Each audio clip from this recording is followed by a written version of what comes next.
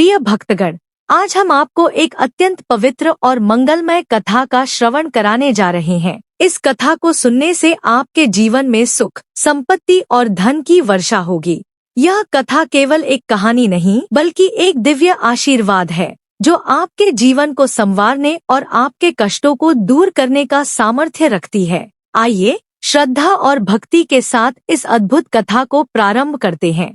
जब आप इस कथा को सुनेंगे तो इसे पूरे मन और ध्यान से सुनें। यह केवल मनोरंजन का माध्यम नहीं है बल्कि इसमें छिपे गहरे अर्थ और संदेश आपके जीवन को नई दिशा दे सकते हैं।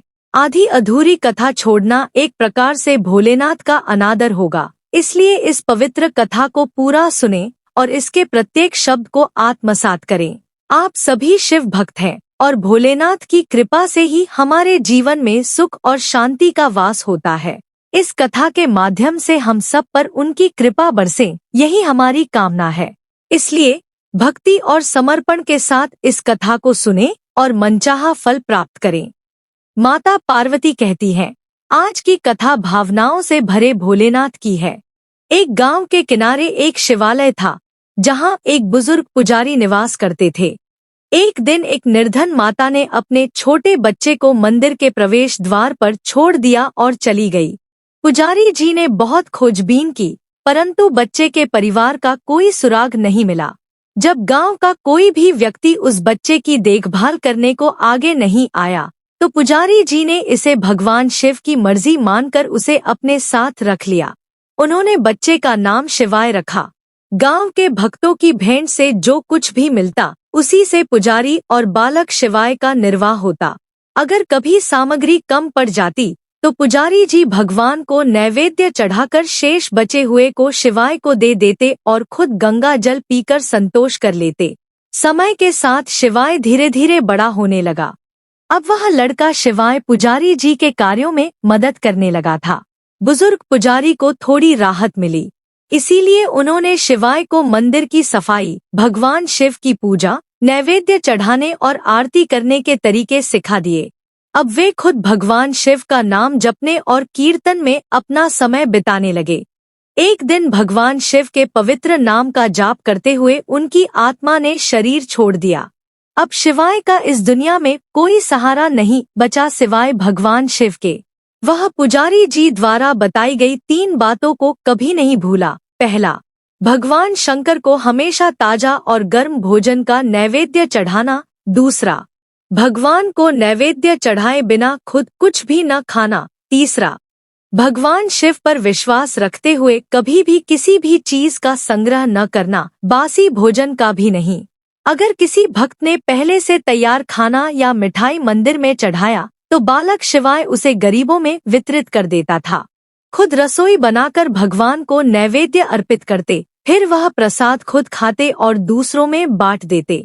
अगर रसोई बनाने के लिए सामग्री नहीं होती तो भोले बाबा और भक्त शिवाय दोनों गंगाजल पीकर ही संतुष्ट हो जाते।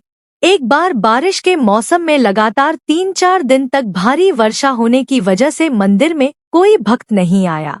शिवाय अपने भोले बाबा को गंगाजल का भोग लगाते और खुद भी वहीं पीकर रह जाता। भोले बाबा शिवाय की भक्त और धैर्य की परीक्षा लेते रहे, लेकिन अंत में अपने भक्त को भूख से व्याकुल देख उनका दिल पसीज गया। वे सेठ के नौकर का वेश धरकर हाथ में खाने की सामग्री से भरी पोटली लिए बारिश में भीगते हुए मंदिर के दरवाजे पर पहुंचे। उन्होंने शिवाय को आवाज दी और पोटली उसके हाथ में देते हुए कहा कि सेठ जी ने यह खाने की सामग्री भिजवाई है, प्रभु का नैवेद्य अर्पित करो और प्रसाद भी ग्रहण करो, मैं कल पुनः आऊंगा। शिवाय ने आशीर्वाद देकर उसे विदाई दी और गीली सूखी लकड़ियों के धुएं में तपती रसोई लगाकर बाबा को भोग लगाया। भक्त शिवाय को खाने की सामग्री देने वाले आते रहे और खुद भी ताजा बनी रसोई का प्रसाद पाते रहे। एक दिन शिवाय ने सोचा, सेठ जी को खाने की सामग्री भेजे 4 महीने हो गए हैं, पर वे स्वयं मंदिर में भोले बाबा का प्रसाद लेने नहीं आए। अगले दिन जब भोले बाबा नौकर के वेश में खाने की सामग्री लेकर आए तो शिवाय ने उनसे कहा, भाई, क्या तुम्हारे सेठ जी कितने धार्मिक हैं? सेठ जी मंदिर में प्रसाद लेने नहीं आए, इससे मेरा मन बहुत दुखी है।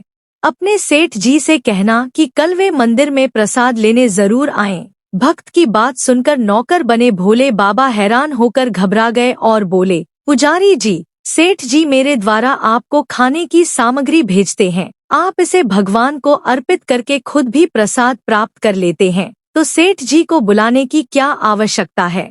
जो व्यवस्था चल रही है उसे यूं ही क्यों नहीं चलने देते? शिवाय ने कहा, ऐसे कैसे चलने दूं? जब सेठ जी इतने समय से अन्न भेज रहे हैं तो क्या मैं उन्हें भगवान का प्रसाद देने का अपना धर्म नहीं निभाऊं? लेना बंद कर दूंगा। भक्त की इस दृढ़ता को देखकर भोले बाबा, जो नौकर बने हुए थे, कांप उठे और मन ही मन हंसे कि आज तो लेने वाला ही देने वाले को उलाहना दे रहा है। पर भक्त के निष्कपट हृदय को देखकर भोले बाबा ने कहा, ठीक है पुजारी जी, कल सेठ जी जरूर प्रसाद लेने आएंगे। अगले दिन सुबह सुबह ही भोले बाबा नौकर के रूप में दूध और अन्य भोजन सामग्री लेकर मंदिर पहुंच गए।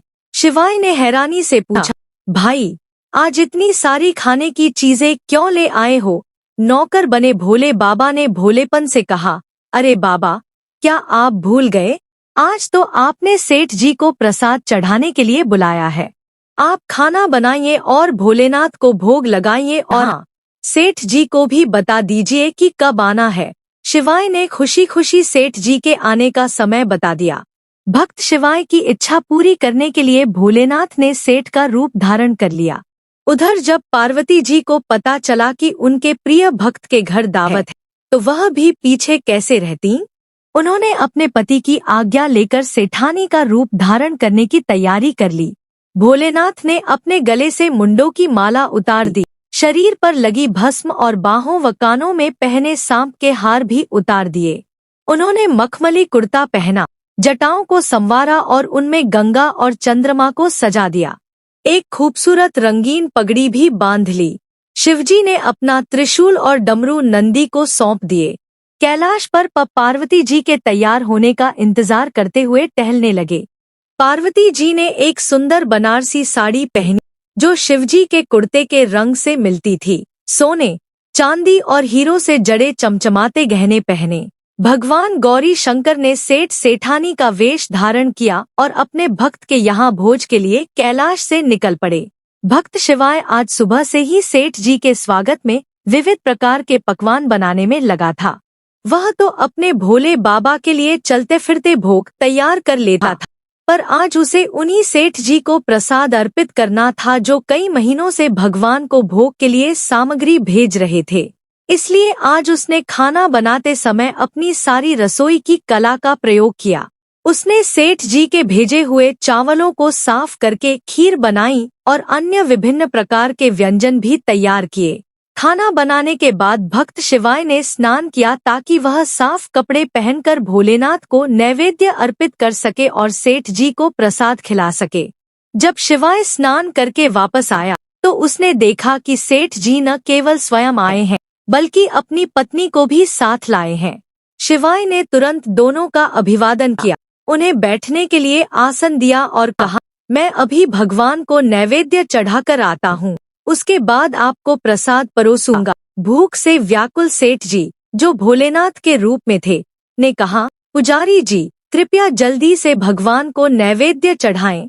शिवाय ने उत्तर दिया, सेठ जी मुझे भी बहुत भूख लगी है, लेकिन मैं अपनी भूख के कारण भगवान को नैवेद्य चढ़ाना नहीं भूलता।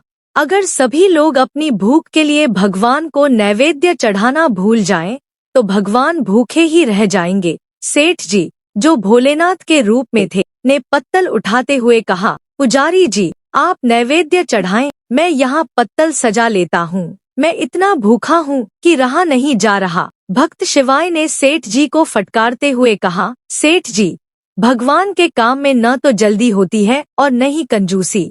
जब तक मैं भगवान को भोग नहीं चढ़ा देता तब तक आप रसोई के आसपास भी नहीं आ सकते। यहाँ बैठिए और ओम नमः शिवाय का जाप करते रहिए। मैं अभी आता हूँ और आपको पेट भर खाना खिलाऊंगा। सेठ जी, जो वास्तव में शिवजी थे, डांट सुनकर चुपचाप अपनी जगह पर बैठ गए। सेठानी, जो वास्तव में माँ पार्वती थी, उनकी यह हालत देखकर मुश्किल से अपनी हंसी रोक पाई। जैसे ही भक्त शिवाय भोग की सामग्री लेकर मंदिर में गए, भगवान शिव ने पार्वती जी को चुप रहने का इशारा किया और धीरे धीरे रसोई में चले गए। वहां उन्होंने एक एक करके सभी व्यंजनों को चखना शुरू किया। भोले बाबा तो प्रसाद देखकर दंग रह गए, क्योंकि खीर में चीनी की जगह नमक भरा हुआ था, सब्जियों में नमक की जगह मिर्ची भरी हुई थी। जैसे ही बाबा ने रोटी का एक टुकड़ा तोड़ा और मुंह में डाला, वे चीख उठे, क्योंकि रोटी में ढेर सारी मिर्च थी। चीखते हुए वे वापस भागे और अपनी जगह पर जा बैठे। माँ पार्वती ने अपने स्वामी की यह स्थिति देखकर हंसी नहीं रोक पाई। इससे पहले कि शिवजी माँ पार्वती के सामने कोई स्पष्टीकरण दे पाते, भक्त शिवाय ओम नमः शिवाय का जाप करते हुए आ गया और रसोई में प्रसाद को पवित्र कर दिया। फिर सेठ जी के सामने पत्तल परोसने के बाद हाथ जोड़कर बोला, सेठ जी कृपया प्रसाद ग्रहण कीजिए। भोले बाबा ने अभी अभी भक्त के हाथों बनाई गई भक्तिमय रसोई का स्वाद चखा था, इसलिए जब उन्होंने खाने की बात सुनी तो वे पसीने पसीने हो गए। वहीं शिवाय सेठ के चेहरे को निहारने लगे। शिवाय सेठ जी की ढिलाई को सहन नहीं कर पाया और बोला, सेठ जी अब क्या हो गया है? अभी तो आप बहुत जल्दी में थे, अब आप खाना क्यों नहीं खा रहे हैं? जब आप खाएंगे तभी तो माता जी भी प्रसाद लेंगी और फिर मुझे भी प्रसाद मिलेगा। शिवाय की चुनौती सुनकर भोले बाबा ने चुपचाप खीर का कटोरा उठाया और सारी नमकीन खीर एक ही सांस में पी गए। कटोरा खाली होते ही शिवाय ने उसे फिर से भर दिया। अपने प्रिय भक्त के हाथों से परोसे गए भोग का भगवान को आज दोगुना आनंद आ रहा था। शिवाय खीर परोसते गए और भोले बाबा पीते गए। माँ पार्वती भक्त और भगवान के प्रेम को देख मंत्रमुग्ध हो गईं। जब सारी खीर समाप्त हो गई तो भगवान ने एक जोरदार डकार ली। शिवाय को होश आया और वह बोला, वाह सेठ जी वाह, मैं तो बावला था जो इतनी कम खीर बनाई। अगर मुझे पता होता कि आपको प्रसाद खाने का इतना शौक है तो मैं और भी ज्यादा बनाता। भोलेनाथ अपना पेट सहलाते हुए सेठानी रूपी माँ पार्वती की ओर मुस्कुराते हुए कहते हैं, पुजारी जी मैं तो रोज इतना नहीं खाता, पर आज का प्रसाद इतना लजीज था कि मैं खुद को रोक नहीं पाया और बस खाता ही गया। लेकिन तभी शिवाय थोड़ा उदास होकर कहता है, सेठ जी आपने तो ठीक किया, पर सेठानी जी तो भूखी ही रह गईं। पार्वती माँ की ममता देखकर शिवाय का दिल भर आया। उन्होंने बची हुई खीर की कुछ बूंदें खाईं। भोलेनाथ के भोग लगाने से प्रसाद में एक दिव्य स्वाद आ गया था। वह सुगंधित और मीठी खीर खाकर माँ पार्वती पूर्णतः संतुष्ट हो गईं, और जैसे ही माँ पार्वती संतुष्ट हुईं, सृष्टि के सभी प्राणियों को भी तृप्ति मिल गई।